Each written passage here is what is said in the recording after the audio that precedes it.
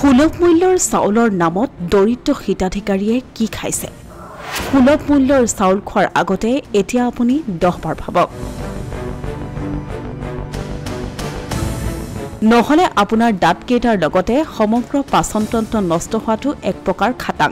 কিয়নো ৰাজহুৱা বিতৰণ ব্যৱস্থাৰ চাউলৰ বস্তাত ওলাইছে কেজিয়ে কেজিয়ে হিট হয় চাউলৰ বস্তা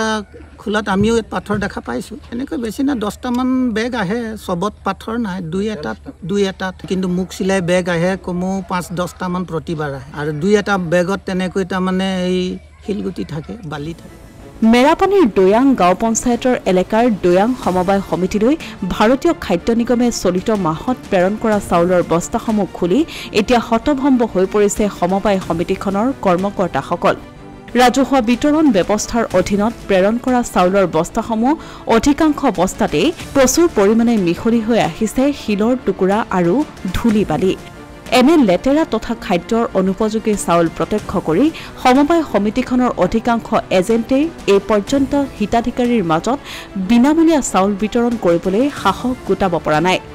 ইফালে সমবায় সমিতিখনৰ সম্পাদকজনে অভিযোগ কৰা অনুসৰি প্ৰতি মাহতেই সমিতিখনলৈ এনে লেতেৰা হিলমিহলি চাউল যোগান ধৰি আহিছে ভাৰতীয় খাদ্য নিগমে সম্প্ৰতি সমবায় সমিতিৰ কৰ্তৃপক্ষই চাউলসমূহ পৰিষ্কাৰ কৰি এজেণ্টৰ মাজত বিতৰণ কৰাৰ যোজা চলাইছে চাউল কথা সমবায়ৰ পৰা যেতিয়া চাউলটো পাই আছিলে আমাৰ ঠিকে আছে চাউলটো তেতিয়া কি আমাৰ দোকানীজনে যিমানটো চাউল পাব লাগে আজি 5 কেজিকৈ পাব লাগে 5 কেজিকৈ দিয়ে তাত কাটি কথা নাই কিন্তু ইয়াৰ পৰা যিদিনা চাউল নিছে ইয়াত 3 কোটা 4 কোটা হৈছে তেতিয়া প্ৰত্যেকবাৰে কি হৈছে মানুহজনৰ পৰাই আধা কেজিকৈ কাটিবলগীয়া আছে আমি কৈছোঁ এইটো চাউলটো কেনেকৈ কাটিব এইটো কাটিব পৰা ব্যৱস্থাটো চৰকাৰেতো দিয়া নাই তাৰ কথা নহয় বোলে আমাৰ তাত চাউলটো নাই কাটি পিনে তাৰমানে ৰাখিছে কাৰণে আমাৰ হেৰি গৈছে আমি কৈছোঁ কেনেকৈ ইয়াক কাটিবতো নোৱাৰে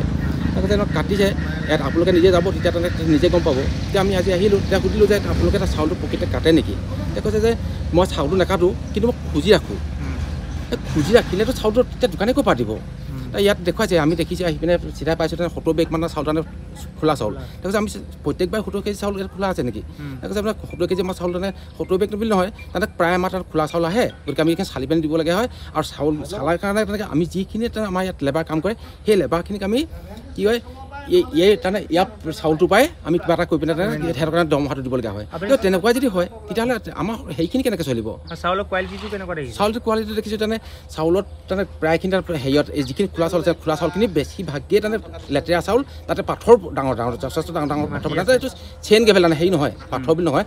অন্যহাতে একাংশ এজেণ্টে অভিযোগ কৰা মতে সমবায় সমিতিখনৰ সম্পাদক অনিল ডুংডুঙে শিল মিহলি হৈ অহাৰ অজুহাততেই প্ৰতিগৰাকী এজেণ্টক প্ৰতি মাহতে 60 কিলোগ্ৰামকৈ চাউল কমকৈ যোগান ধৰি আহিছে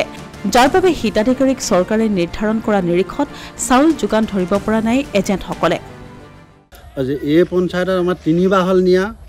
3বাৰে চাউল তেখেতে ঘৰৰ পৰা দিবলগীয়া হৈছে কাটিবলৈ মানে তাৰপিছত আমি ক'লোঁ যে এজেণ্টক যে চাউল উঠোৱা দিনাখন আমি যাম কেলে কমাই তেখেতে ক'লে যে বেয়া চাউল দেখুৱালে আমাক 70 বেগ আমি হিচাপ কৰিলোঁ 70 বেগ খোলা আছে পাথৰ আমি এইবোৰ দেখুৱাইছে এইবোৰ পাথৰ আছে পাথৰ থকাৰ কাৰণে আমি চাউলটো তেখেতৰ পৰা নেকাটোঁ কিন্তু খুজি লওঁ আৰু এজেণ্টো বিপদত পৰে এজেণ্টজন মানে কি হৈছে তেখেতেতো চাউল আনকালে 5 কেজিকৈ পায়ে থাকে এতিয়া 40 কেজি যদি কাটি দিয়ে তেতিয়া ক'ৰ পৰা পাব তেখেত ক'ৰ পৰা দিব তেখেতক যি কি নহওক ৰাজহুৱা বিতৰণ ব্যৱস্থাৰ এনে অস্বাস্থ্যকৰ চাউল যোগানে এতিয়া বিপাঙত পেলাইছে অঞ্চলটোৰ দৰিদ্ৰ হিতাধিকাৰীসকলক অসমীয়া প্ৰতিদিন ডিজিটেল সংবাদ মেৰাপানী